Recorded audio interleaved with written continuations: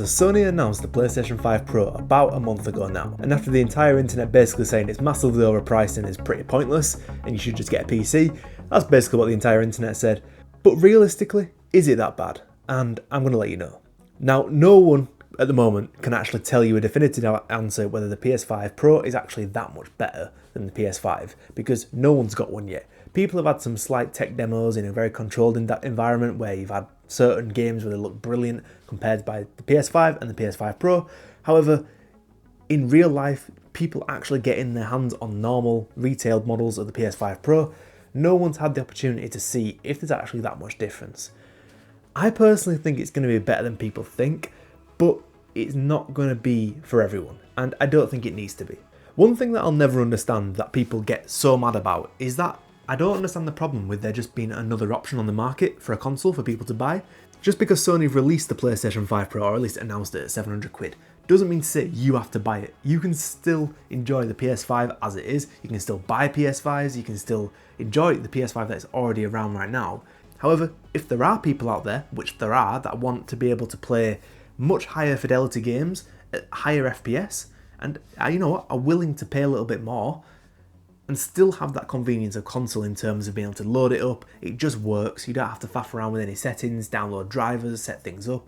The PS5 Pro is for those people. And I think it's super important to remember that PlayStation aren't stopping you or aren't limiting you with the PS5 you've already got. It's not like they're saying the PS5 Pro is coming out now, so every game on the PS5 is going to be much worse. It's nothing like that. You're going to get everything you've got already, but if you want to get that higher graphics with the higher frame rates at the same time, then you go for a PS5 Pro. On the other hand, as a standalone product, do I think the PlayStation 5 Pro is good value for money?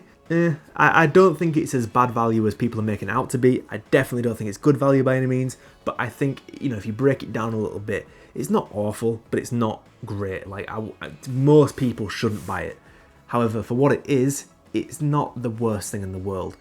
But firstly, what is the PlayStation 5 Pro and what makes it different from the normal PlayStation 5? Well, firstly, it doesn't come with a disc drive. That is also what's fueling people in terms of why it's not good value, and I can completely get behind that. A PS5 Pro that doesn't come with a disc drive to play disc games, they're going to charge you another $100 for, if you can get your hands on one, that is. A PS5 without a disc drive for $700, I completely understand the frustration. That is definitely on the bad value side of things. Now, the majority of people don't buy discs anymore. I personally do like the idea of having discs and owning physical media. I'm not against digital gaming, but I do like the idea of just having a box. It is nice to look at. However, a lot of people don't care. A lot of people want the convenience of just being able to load up any game they want without having to put a disc in. They just buy the game digitally and download it. They don't have to wait for deliveries or anything like that. Digital games, for the majority of people, the casuals, are perfect. And don't forget as well, the entire PC market has been on digital since the beginning of time, basically. Even when PC games were on discs, not many people use them really. Or at least compared to consoles anyway. So yet again, I don't think the disc drive is a massive problem, and as we are shifting to a more digital era in games, whether you like it or not, I can sort of, from a business point of view, not a consumer point of view, but from a business point of view, I can understand where Sony are coming from in terms of cutting costs on the disc drive, making a bit more money elsewhere, and packing a bit more in for the money as well. Because you've got to remember, yeah, Sony are going to be making big margins on these PlayStation 5 Pros, but they're not going to be selling that many of them either, and they won't be making that many of them. If you think of the PlayStation 5 where they're making and selling millions and millions and millions of them, it's going to cost them less to make. However, PS5 Pro, they know full well they're not going to sell a fraction of what the PS5 sells, therefore it's going to cost them more per unit to manufacture, therefore it's going to cost the consumer more as well. But sort of the justification to the side, what graphical differences can you expect with the PS5 Pro? The best way to describe it is if you compare the performance mode and the fidelity mode in the normal PS5 games, if you take The Last of Us Part 1 for example, you can play that in fidelity mode at 30 FPS with absolutely unreal graphics, pretty sure it's 4K, with full ray tracing support. It looks incredible. However, it's a little bit choppy. Well, it's very choppy, it's 30 FPS. Or you can use the performance mode, which is 60 FPS, however, the graphical fidelity just drops massively. Things in the distance get a lot more pixelated, everything looks slightly softer. It's still not a bad image by any means, but you're compromising massively on the visuals in exchange for double the frame rate, which makes it a much smoother experience as well. However, the aim of the PS5 Pro, and I emphasise the word aim very specifically because in real world use we'll have to see how it actually works out, the aim is you're no longer going to have to compromise between using the getting 60 FPS and lower visuals, or lower FPS and higher visuals, hopefully you should get the best of both worlds. So for example, they're very much advertising Last of Us Part 2 on the PS5 Pro, being able to use 60 FPS and also have the very similar visuals to what you get on the fidelity mode as well on the standard PS5. It's not only first party Sony games as well, games like Fortnite are getting updated for the PS5 Pro. Hopefully, like we can see on the PlayStation 5 now, you get ray tracing and full like Unreal Engine 5 Lumen support on 60 FPS on Fortnite. However, if you want to go to the 120 FPS mode, you lose all that. Hopefully, on the PS5 Pro, you'll be able to play Fortnite with all the Lumen and the Unreal Engine ray tracing, all that brilliant stuff that you get with Fortnite, but hopefully at double the FPS, getting that 120 FPS. Now, if you're wondering how all this works, Sony have essentially, they've upgraded the GPU, and more importantly, they've upgraded the hardware ray tracing of the GPU. I think they said about 45% increase, which, you know, is a big difference. But mainly what they're advertising a lot is very similar to what Nvidia and AMD do with their AI upscaling. They've got PSSR. Now this is another AI upscaler. It's going to be very much like DLSS. We don't know how good it's going to be. We don't know if it's going to be on the level of DLSS or it's going to be a bit more like FSR3 from AMD.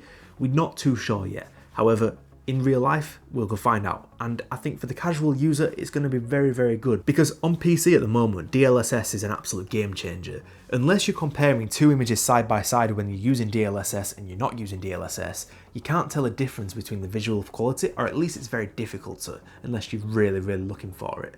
Hopefully Sony have managed to make their super resolution very good, or at least very competitive to Nvidia, but yet again, only time will tell. So with a mixture of the better GPU and the PSSR, this is going to allow for game developers to push the games to the limits, give people who play on the PlayStation 5 Pro that ease of mind that you're getting both incredible visuals but also 60 FPS as well, so it's a very smooth gameplay. And I think there's a massive market for people like that, because there are so many people, me included as well, that really value high visual gameplay, you know, brilliant graphics, realistic graphics.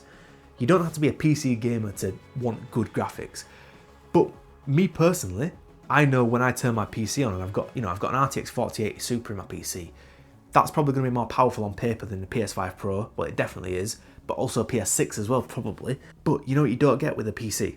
You don't get the convenience. You don't get to just turn it on, know it's going to work. You don't have to deal with the weird issues of controllers not connecting properly, or randomly in the middle of a game you've got your mouse cursor showing up and you need to shove it out of the way and it's really annoying. You don't have notifications making your game go out of full screen mode. PlayStations, Xboxes, they are meant for gaming and therefore they just work. So the argument of just get a PC is kind of redundant really, because a lot of people want that convenience of a console. Like I said, I've got my custom built PC and I use that for most things, but when I turn my PlayStation on, there's like this relaxing feeling that I don't have to mess around with anything. Like if I want to load up a game, I just know it's going to work. I don't have to mess around with any graphic settings, any random stutters most of the time, and just things that just don't often work too well and are a bit janky with PC. Everything just works out the box, and that is why consoles are just so popular. Everyone uses them, every casual gamer uses them, and even if you do have a PC, most PC gamers still have a console. So yeah, I definitely do think the PS5 Pro isn't great value. It's probably £100 overpriced. If they put the PS5 Pro at $629 without a disc drive, or $599, which to be honest, in a year or a couple of years' time, I fully expect that to happen, because they're not going to stay at $699 until the PS6 comes out. There's going to be discounts. And I think they will be a lot more popular than people expect them to be. And I think Sony are very smart with this as well, because they've actually added a 2TB drive into this as well, so that's going to be a lot better for you to have 20-30 games downloaded on your console. But yeah, again, if people wanted more storage on a PS5, it wasn't a problem. You could just install a new SSD inside your PS5 for like an extra £100 and get another 2TB. So I think personally, I would have rather seen Sony keep it at 1TB, maybe knock $70-80 off the price, keep it at $629. That would have got so many people through the door, especially that it doesn't come with a disc drive. I think that would have softened the blow a little bit. But at the end of the day, it's a pro console. It's literally in the name. Not everyone has to buy one of these, but the greatest thing is, it's an option. Like, if you're new to a PlayStation, you haven't got a PlayStation yet, you've got the options now. You don't necessarily have to buy the PS5 Pro because it's the newest thing. You can still get a PS5 and still enjoy everything that a PS5 Pro has to offer, just slightly lower visuals. So I'm just happy to see more options coming on. And I think it's good to see that Sony are stepping into that segment of the market which is super high-end visuals but with the convenience of console gaming, because that's never been a thing before. realistically, if you've wanted the best graphics possible, you've had to get a PC. You've always had to get a PC. PlayStations, Xboxes, they've never had the best graphics. Even on the first party games, like for example Xboxes with Forza Horizon, it looks nowhere near as good on the Series X as it does on a PC. So I think it's really important that we start to see more consoles come onto the market that are super convenient to use. You plug and play, it works, but you're still getting the best graphics possible. And that's what the PS5 Pro is aiming to achieve. Do I think it's brilliant value? Not really. I wouldn't personally want to buy it, or at least not at the price it is right now, because, you know, like I said, I've got a custom built PC.